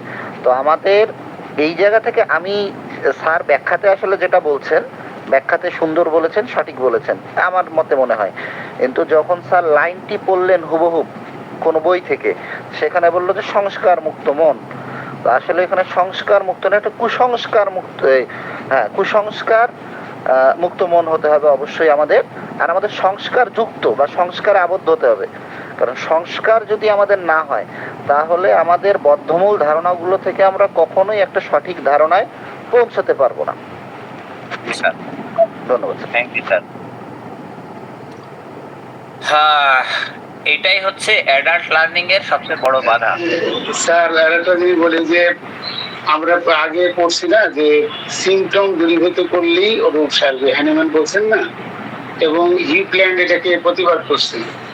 আচ্ছা, এই যে 6 নম্বর রেফারেন্স নিয়ে তিনটা এই যে কথা আছে না, মরবিড ফেনোমেনা, অ্যাক্সিডেন্ট, এরপরে সিমটম, তিনটা বিষয় আছে চিকিৎসকের। এখন মরবিড ফেনোমেনা এবং অ্যাক্সিডেন্টের বেলায় লক্ষণটা কি? লক্ষণ তো আলাদা করে আছে, সিমটম তিনটা কি? আমার মনে ইংরেজি বইতে যদি আপনার কারো সম্মুখে থাকে, এটা দেখলে একটু ভালো হয়। স্যার আমার এখানে একটা কথা আছে স্যার। আমার মনে হয় যে আমরা শিখছে বোঝার চেষ্টা করছি, এবং পাইপকে আমরা চেষ্টা করলাম, আমরা উত্তম করতে আসছি, কিন্তু শেষে এই যে ফাইল পড়ার সময় এইভাবে যদি আমরা পড়ে রেফারেন্স সব পড়ছি অনেকদিন। মিথুন বাবু সঠিক কথা বলছেন যে বিভিন্ন বই পড়তে গিয়ে এডিট করে এক্সাম্পল দিচ্ছেন, সংস্করণ, মানে সংস্করণ না থাকলে তো হবে না, ওই জায়গায় ফিক্স হয়ে যায়। এটা তো কথা ঠিক আছে, এই যে বুঝার জন্য এইভাবে বোঝার চেষ্টা করি, তাহলে আমার মনে হয়, আমার কাছে মনে হচ্ছে এটা যে হ্যানিম্যান যা বলছেন ওই শব্দগুলো দেখি, শুধু সিমটম দূরীভূত করার চেষ্টা যদি করি, আমি অনেক রোগী আমি সাহায্য করবো না। ইংল্যান্ড এমনি বলেন আসলে, আবার হ্যানিম্যানের কথা সঠিক। হ্যানিম্যান কিন্তু তিনটা শব্দ বলছেন, একটা বলছেন হলো কি বললাম, এটা মরবিড ফেনোমেনা, অ্যাক্সিডেন্ট আর সিমটম। আমার মনে হয় 6 নম্বর রেফারেন্স ইংলিশটা পড়েন, দেখেন আমার পারবেন না স্টুডেন্ট আছে। স্যার এর একটু বাংলা করে দেন স্যার, আমরা তো ওই এত সহজ ইংরেজি বুঝি না। এই তিনটা না স্যার, আমরা বাংলা করবো, আমার আলোচনা স্যার আব্দুল মান্নান স্যার আছে। আমি বলতে স্যার কোনো ভরসা নেই স্যার। না, আমি কথা বললাম, মরবিড ফেনোমেনা, মরবিড সাইন বলেনি, মরবিড ফেনোমেনা বলছে, মরবিড ফেনোমেনা। স্যার আমি এর থেকে বলতেছি, এটা হচ্ছে হচ্ছে মনির ভাটিয়া থেকে পড়তো, মনির ভাটিয়া। আচ্ছা, এরা ওই যে সমর্থক শব্দ করছেন এটা, এই জন্য বোঝার জন্য। মরবিড সায়েন্স, তারপরে হচ্ছে কো ইনসিডেন্সেস সিমটমস, তিনটা বলেছে। আমরা তো চিকিৎসা করার সময় সিমটমস নিয়ে চিন্তা করতেছি, এই দুটো কি হবে? এই দুটা থাকবে স্যার, এই দুটা হচ্ছে আপনাদের মধ্যে অ্যাডভান্স লেভেলের চিকিৎসক তাদের জন্য, আর আমার মতো চিকিৎসকের চিকিৎসা করতে হলে তার যা করতে হবে, যা বলছে যে সিমটম দূর করতে হবে, তাহাই চিকিৎসা। এই দুইটার সঙ্গে এটা রিলেট করে কিভাবে হবে? অ্যাডভান্স বলে না, চিকিৎসা করতে হলে সবাইকে জানতে হবে, না হলে তার চিকিৎসা টেবিলে বসার অধিকার নাই। সে বোঝে না ওই যে আরেকটা জায়গা বললে সব রোগী আপনার ঢাকায় নিতে হবে, তা হবে না। না স্যার, এটা হলো এক্সপিরিয়েন্স কিভাবে হবে? আপনি ভুল করতে করতে শিখবেন, একদম যে পরিপূর্ণ হবে আপনি তারপর ডাক্তার এমনি বলবেন না। আমি সেটা বলি না, বাবা ওটা বলি না, সব জানতে এটা বলি না। আমি বলছে যে হ্যানিম্যান বলছে তারা ক্রিমিনাল, আমি কি করতাম? আমি তো বলি না, হ্যানিম্যান বলছে। বাইবেল হলে না বুঝতাম না ক্রিমিনাল হয়ে গেলাম আমরা। স্যার আমি তো বলছি না, এই ব্যাপারে আমার বুঝতে এমন না, কিন্তু জানতে হবে জিনিসটা, মানে এই বিষয়ে আমার জানার দরকার, আমি তো চেষ্টা করবো না, আমি খালি সিমটমই দূর করবো বসে, আর ওই অ্যালোপ্যাথির বিরুদ্ধে কথা বলবো, সমস্যা। বিরুদ্ধে কথা বলা যাবে না স্যার, কোনো প্যাথির বিরুদ্ধে কথা বলা যাবে না। সংস্কার সংক্রান্ত একটি কথা আমি খুবই সংক্ষেপে বলি দিই। সংস্কারের পক্ষপাত শূন্য, it refers to being free from undue bias or preconceived opinions or undue bias। এই যে পক্ষপাত থাকে, বা এই যে আমি এই ওষুধটা এই রোগের জন্য, এই যে ধারণা আমার এইখান থেকে বেরিয়ে আসতে হবে, সেটাই ওইখানে মূলত মেন করতে হয়েছে। এই যে আমাদের ধারণা থাকে, এই যে অনেকের মধ্যে বদ্ধমূল ধারণা আছে, এই যে বা ওই অন্য এদের মধ্যে ধারণা আছে এই রোগ এই ওষুধ, এই যে বদ্ধমূল ধারণা, এটা যে প্রিকনসেপ্ট,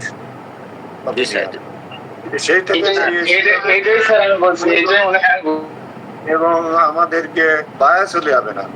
আমি ওই যে বায়াস মানে পক্ষপাত দুষ্ট হলে না, আমি যা চিন্তা করে রাখবো সেটাই, ওই রোগী কি বলছে না বলছে তার বিষয়টা চিন্তা না করে, তার পর্যবেক্ষণরা কি বলছে তার চিহ্ন না করে, আমি ইন্দ্রিয় দ্বারা যে গ্রহণ করলাম, যেটা আপনি চিহ্ন বললেন, ওইগুলো বিবেচনায় না নিয়ে আমার একটা ইয়ে আছে যে এই রোগীর এই রোগ হয়েছে, এই ওষুধ আমি দেবো, আমি সিমটম গুলো নিয়ে ওই দিকে টেনে নেব, এইটা হলো বায়াসনেস। ধারণা যে এই রোগের এই ওষুধ, সুতরাং আমি এইটাই দেবো, এটা হলো তার এই যে প্রিকনসেপ্ট। স্যার থ্যাংক ইউ স্যার, জাযাকাল্লাহ, ধন্যবাদ স্যার। আমি বিশ্বনাথ স্যারের কাছে ক্ষমা চাচ্ছি। বিশ্বনাথ স্যার আছেন? স্যার আমি ছুটিতে একটু আমার টাইম হয়ে গেছে, ক্ষমা চাচ্ছি এই জন্য স্যার, যেহেতু আপনার ক্লাস, কিন্তু আমরা বেশি কথা বলছি, এটা অন্যায়, আপনি মাফ করবেন স্যার আমাদেরকে। এই আলোচনার মধ্যে মানে আমাদের জ্ঞানটা বাড়ছে তো। আচ্ছা আচ্ছা, এখানে আমি আবার এটা আমরা আলোচনা করি, কেউ আলোচনা করে না। আর বিশ্বনাথ স্যার বলছে যে কত আলোচনা, মানে জ্ঞান একবার ক্লিয়ার হয়ে যাচ্ছে। বিশ্বনাথ স্যার পড়ে গেছে, আমি বহুবার পড়ছি এইগুলো, কিন্তু আমার কোনো ধারণাই জন্মায়নি। আজকের আলোচনার থেকে মোটামুটি ক্লিয়ার হবে। এই যে তর্ক বিতর্কের মধ্যে আমাদের জিনিসটা, আমি এত কথা বলতে পারছি কোথার থেকে, বিভিন্ন লোকের কাছে ধার নিয়ে একটু সাইড লাইনে যেয়ে প্রক্রিয়া আপনার, এটাই হলো গ্রুপ ডিসকাশন। এই জন্য জোয়ারদার স্যারকে আমাদের salute.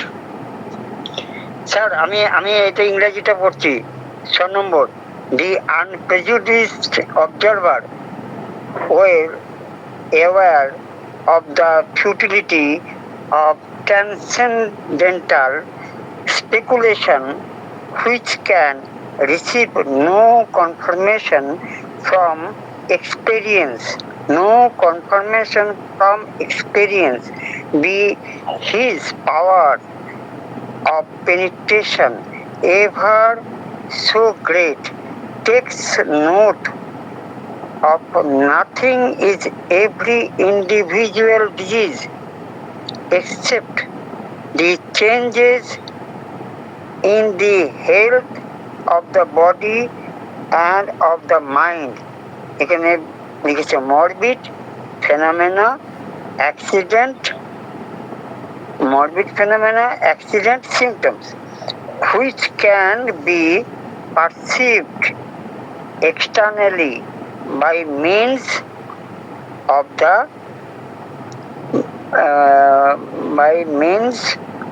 the senses. That is to say, he notices only the deviation from the deviations. Deviation from the former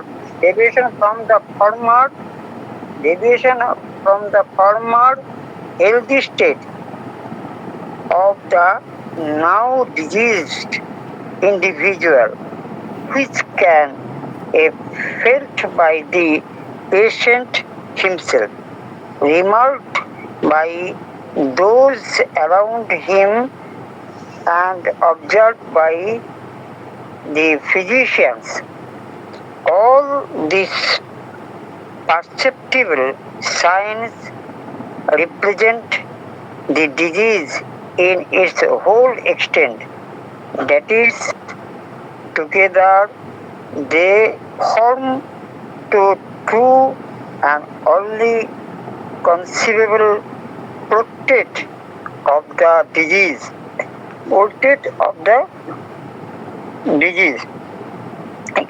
এখানে উনি যে বাংলাটা করেছেন ত্রিগুণনাথ বন্দ্যোপাধ্যায়, যে অভিজ্ঞতার ক্ষেত্রে সমর্থন মিলে না এমন মন গড়া কল্পনাকে অসার বলিয়া কৃতনিশ্চয় হইয়াছেন এইরূপ পক্ষপাত শূন্য দ্রষ্টা। তাহার বোধশক্তি যতই কেন তীব্র হোক না, প্রত্যেক রোগীর ক্ষেত্রে তাহার দেহ ও মনের স্বাভাবিক অবস্থার বহিঃপ্রকাশিত বৈলক্ষণ ছাড়া আর কিছুই বুঝিতে পারা সম্ভব নয়। অর্থাৎ দ্রষ্টা শুধু লক্ষ্য করিতে পারেন বর্তমান রোগাবস্থায় রোগীর পূর্বেকার স্বাস্থ্য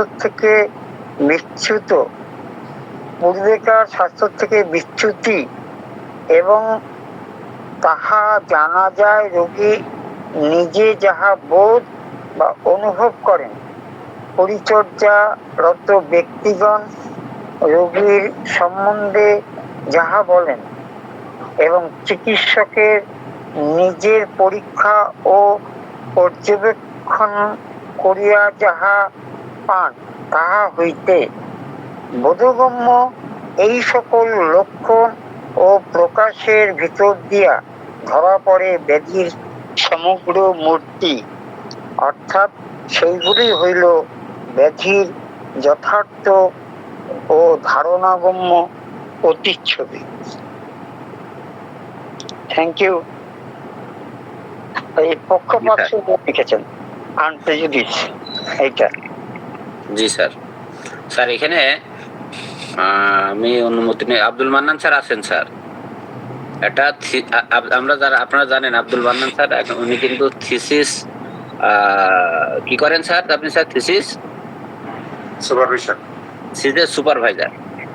থিসিস সুপারভিশনের ফর্মুলা হচ্ছে প্রথমে একটা প্রপোজাল লেটার দিতে হয়, সে প্রপোজাল লেটারে তার বিষয়বস্তু দিতে হয়, হলো সেটি যদি অ্যাকসেপ্টেন্স হয় সেই প্রপোজাল লেটারের উপরে তারপর যে হলো এরপরে সে আস্তে আস্তে তথ্য সংগ্রহ উপাত্ত সংগ্রহ করতে থাকবে ডিটেল, তারপরে সে একটা খসড়া থিসিস পেপার উপস্থাপন করবে। এই খসড়া থিসিস পেপার 14 বার কারেকশন হয় মিনিমাম, তারপর এটা মূল থিসিস পেপারে যাবে। আমি মনে করি আমাদের এই যে এই স্যার ঠিক বললাম তো? প্রসেস ঠিক আছে তো আব্দুল মান্নান স্যার? যে ঠিক হয়েছে আর এর মধ্যে আরো অনেক কাজ আছে, যাই হোক আপনি হ্যাঁ, বলেন। আরো অনেক কাজ আছে। কারণ এইটা হচ্ছে মূলত একটা সাধারণ প্রসেস। এখন অর্গানান হচ্ছে এমন একটা বিষয়, এটা হচ্ছে ল মানে আইন। আইন এমন একটা বিষয়, এটা একই আইনে দুইটা দিক বের করে ফেলা যাবে, পাঁচটা দিক বের করে ফেলা যাবে। এই জন্য একই আইন দ্বারা মানুষ ফাঁসিতে ঝুলে, আবার একই আইন দ্বারা সে জায়গা থেকে কি হয়, মুক্ত করা সম্ভব। তো এই ল গুলো আমরা প্রথমেই যদি প্রপোজাল না দিয়ে না দিয়ে যদি একেবারে থিসিস পেপার রেডি করে ফেলতে যাই, এটা আমার অবজারভেশন বলছে, আমার রং হতে পারে, আবুল কাসেম স্যারের সাথে আমার দ্বিমত হতে পারে অবশ্যই, কিন্তু এমনি আমরা মতে আমরা এক মনে। তো সেই সব ক্ষেত্রে আমি বলছি আমরা প্রাইমারি লেভেলে আমরা ক্লাসটাকে সাজিয়েছি প্রাইমারি, সেকেন্ডারি, টারশিয়ারি। যে ধরেন ফার্স্ট ইয়ারে পড়ে তার কাছে আমরা যা বলতেছি এই সব মাথার উপর দিয়ে যাচ্ছে। আচ্ছা, যাই হোক, তো সেই ক্ষেত্রে আমার মনে হয় এটা স্টেপ বাই স্টেপ আমরা যেতে পারি। যেমন মনে করেন আমরা 1 থেকে 30 পর্যন্ত অ্যাফোরিজম নিয়েছি, স্টেপ বাই স্টেপ যদি যাই আমার মনে হয় সেটা মানে ভালো হতে পারে। আর একবারে যদি আমি মনে করি সব আগাছা একবারে পরিষ্কার করে ফেলবো, এটা মানে কনসেপশনটা খুব একটা ক্লিয়ার হবে না। জি আবুল কাসেম স্যার। জি স্যার, আসসালামু আলাইকুম। আপনি ঠিকই বলছেন, কিন্তু ওই দিন যে আমাদের একটা ক্লাস হচ্ছিল, চমৎকার একটা আলোচনা হয়েছে, নাম তো ভুলে গেলাম স্যারের, ওই যে হেটারোজেনাস আর হোমোজেনাস পার্টিসিপেন্টস, যেটা বলছি না, ওই হেটারোজেনাস পার্টিসিপেন্টস এর বেলায় আমার যে বিষয়ে যেভাবে করা উচিত সেভাবেই করতে হবে, না হলে তো বোধগম্য হবে না সবার। স্যার আমি বললাম এটি অ্যাডাল্ট টার্নিং এর সবচেয়ে বড় ডিসঅ্যাডভান্টেজ এইটা স্যার, অ্যাডাল্ট টার্নিং এর। না আমি বারবার যেটা বলছেন হলো না, এটা যে 6 নম্বর অ্যাফোরিজমের ওই যে ব্র্যাকেটের মধ্যে যে মোরবিড ফেনোমেনা বা মোরবিড সায়েন্স, তারপরে অ্যাক্সিডেন্ট বা আর একটা কি যেন বলে কো ইনসিডেন্ট, আর একটা হলো কি সিমটমস, এই 3টা জিনিসটা চিকিৎসককে না বুঝে যদি, তাহলে এইটার হলো কি আনপ্রেজুডিস হইতে পারবে না। তবে স্যার এই 3টার অর্থকে আমরা যতভাবেই ব্যাখ্যা করি না কেন, আমরা জেনে না বুঝলেও কিন্তু ওই ফর্মুলাতে চিকিৎসা দিয়ে থাকি। আপনি দেখেন স্যার। না আমরা শুধু সিমটম দূর করতে চাই, যে বারবার মাথার মধ্যে আসে না ডাক্তাররা এই কথা বলে পজিশন দেখি না স্যার, সিমটমের আগে তো পজিশন। সেটাই তো না স্যার আমি এটা বলি, আসলে এরকম না, আমি এটা বলি না।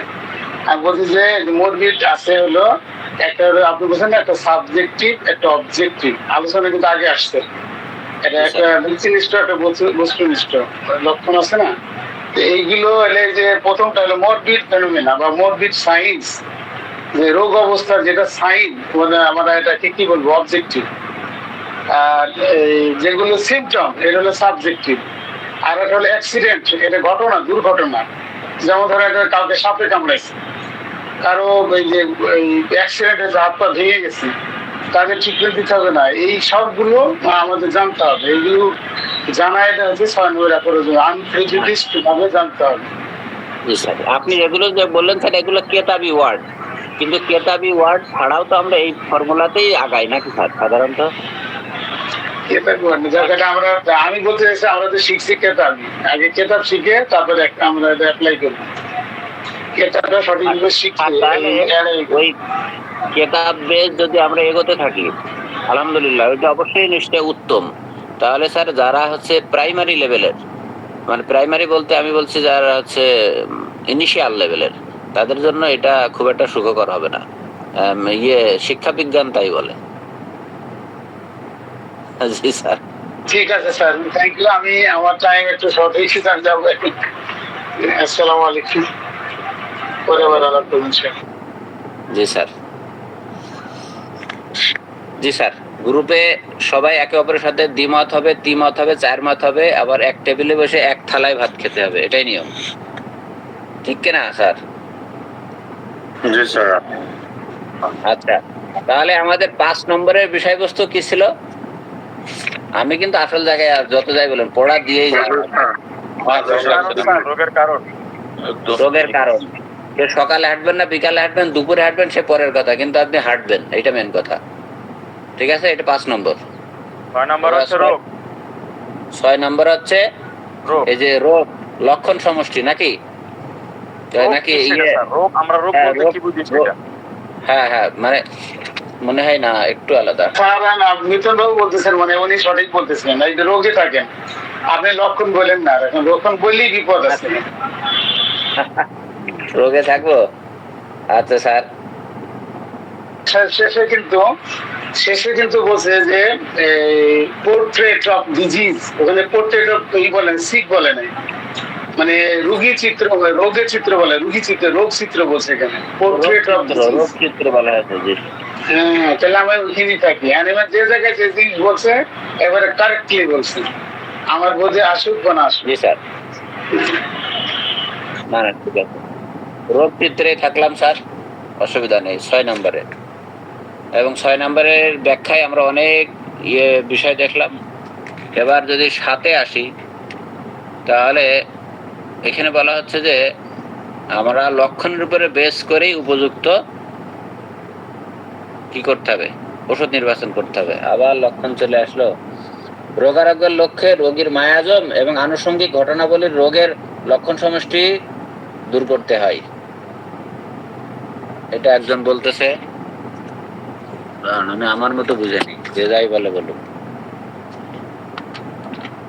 তারপরে বলতেছে যে রোগ আরোগ্যের লক্ষ্যে রোগীর মায়াজম এবং আনুষঙ্গিক ঘটনাবলী সহ রোগের লক্ষণ সমষ্টি দূর করতে হবে। আর বলা হচ্ছে লক্ষণ সমষ্টি উপযুক্ত ওষুধ নির্বাচনের একমাত্র নির্দেশিকা, মূল বিষয়। এটা যদি আমরা ভিতরে ব্যাখ্যায় যাই, এখানে একটা ফুটনোটে বলা হচ্ছে, যেটা অল্প একটু অংশ পড়ি, যে এ বলা বাহুল্য যে এইরূপ কারণ বর্তমান থাকিলে প্রত্যেক বুদ্ধিমান চিকিৎসক তা প্রথমে অপসারণ করিবেন। কি অপসারণ করিবেন? পরিপোষক যদি কোনো কারণ থাকে, অন্য কোনো কারণ, উদ্দীপক যদি কারণ থাকে, যেমন চোখে ব্যথা হচ্ছে, হ্যাঁ, উত্তেজক বাইরের বস্তু যদি ফরেন বডি থাকে চোখের ভিতরে, তাহলে ফরেন বডিটা বের করতে হবে, এটা একটা ব্যাপার।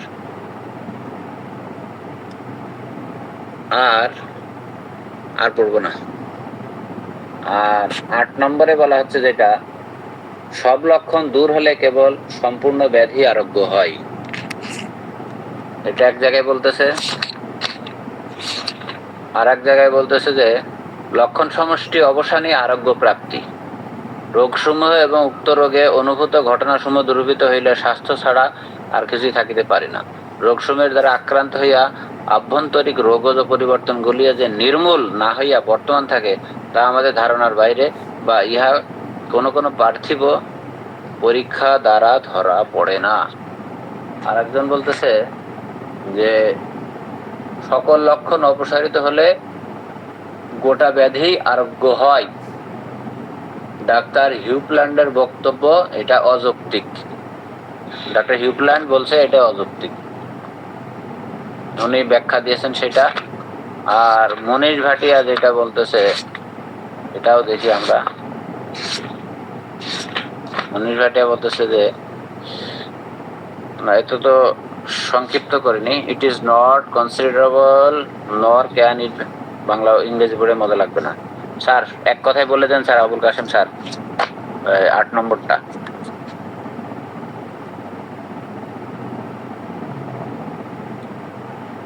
জি আবুল কাশেম স্যার।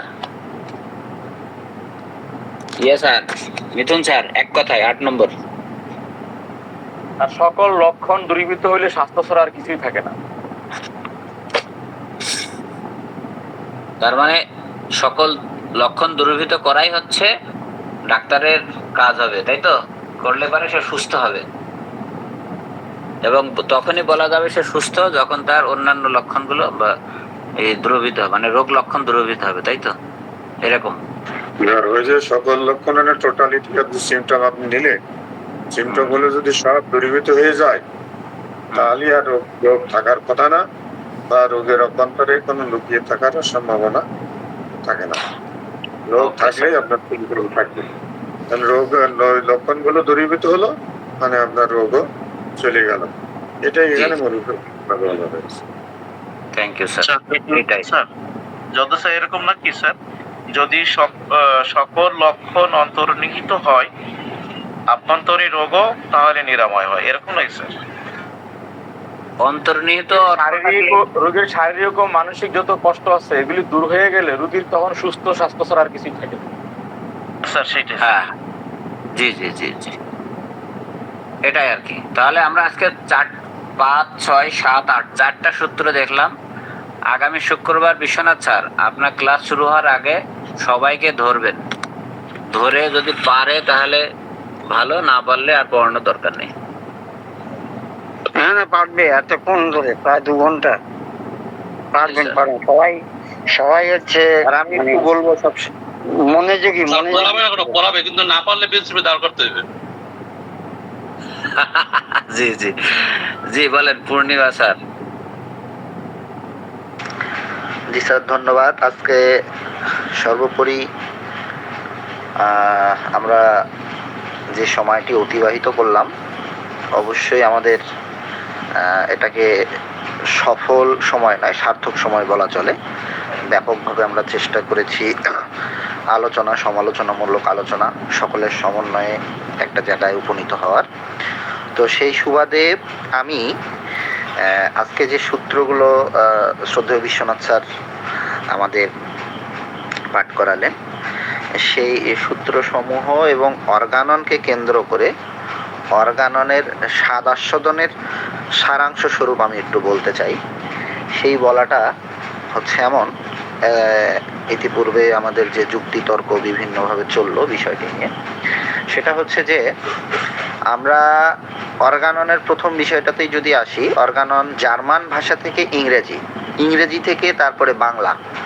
তো সব থেকে বৃহৎ বিষয় আমরা ভালো করেই জানি যে যখন জার্মান ভাষা থেকে ইংরেজিতে আসছে, হুবহু হ্যানিম্যানের কনসেপ্টটাকে ইংরেজিতে কখনোই আনা সম্ভব নয়। কেন আনা সম্ভব নয় এটা আমি একটু সংক্ষিপ্ত উদাহরণ দিয়ে দিব।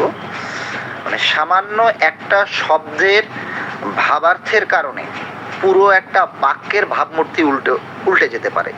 তো সেই বিষয়কে কেন্দ্র করে যদি আমি একটু শুনতে বা বিরূপ শোনাবে, তারপর আমি বলি।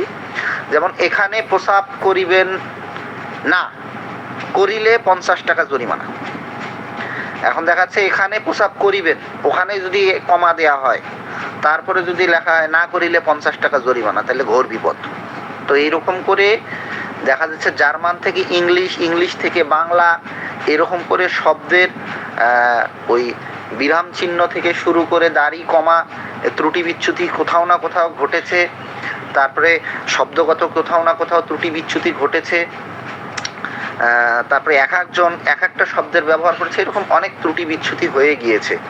তো সেই জায়গা থেকে যদি বলা হয়, বা আমি যদি বলি স্যার আমার জায়গা থেকে, অর্গাননের প্রতিটা সূত্র, এই যে 291টা সূত্র, অর্গানন হচ্ছে একটা ভাবের সমুদ্র, টোটালি একটা ভাবের সমুদ্র। একটা করে অর্গাননের সূত্র, একটা করে ভাব, একটা করে সূত্র বলাটা ভুল হবে আমার, একটা করে বাক্য, একটা করে শব্দ। হ্যানিম্যানের একটা করে শব্দ, হ্যানিম্যানের একটা করে বাক্য হচ্ছে একটা করে ভাব। এই একটা করে বাক্য এবং একটা করে শব্দকে যদি আমরা হোমিওপ্যাথির আলোকে বা হোমিওপ্যাথির ভাষায় যেটাকে অ্যানামোনেসিস বলা হচ্ছে, আমরা যদি অ্যানামোনেসিস করতে যাই, এটাকে সম্প্রসারিত করতে যাই, তাহলে অনেক কিছু এখান থেকে উন্মোচন হবে।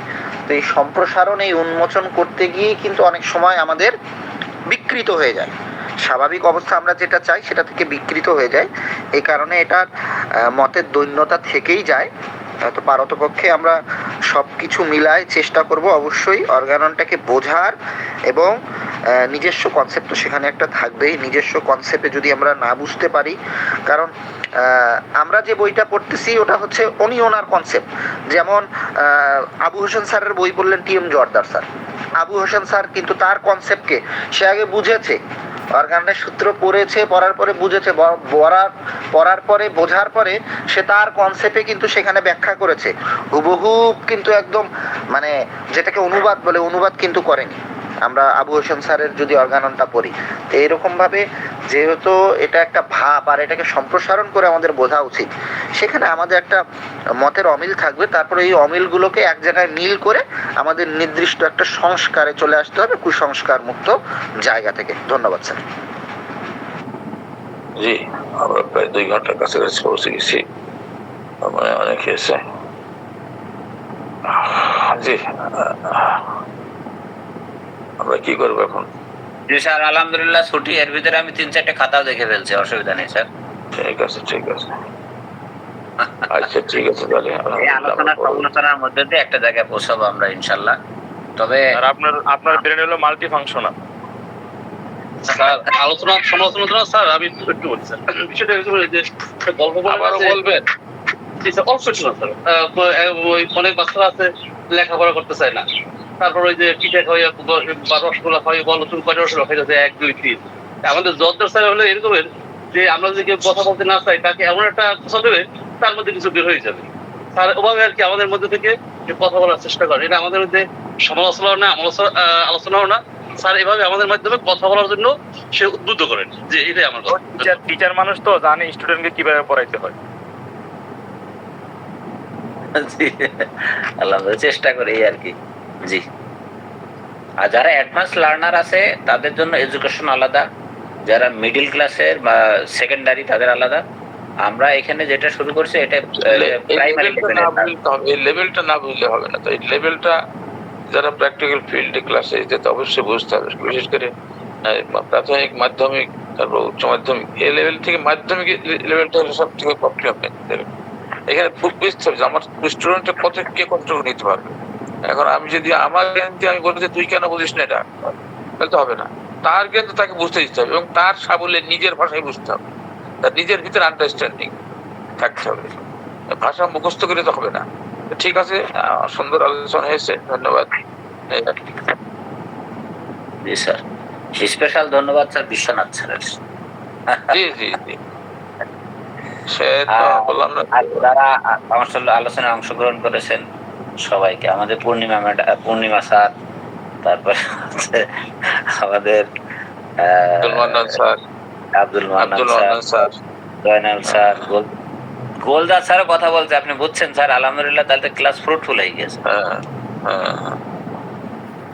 আচ্ছা ঠিক আছে, ঠিক আছে, শেষ করি স্যার। আলহামদুলিল্লাহ, আসসালামু আলাইকুম।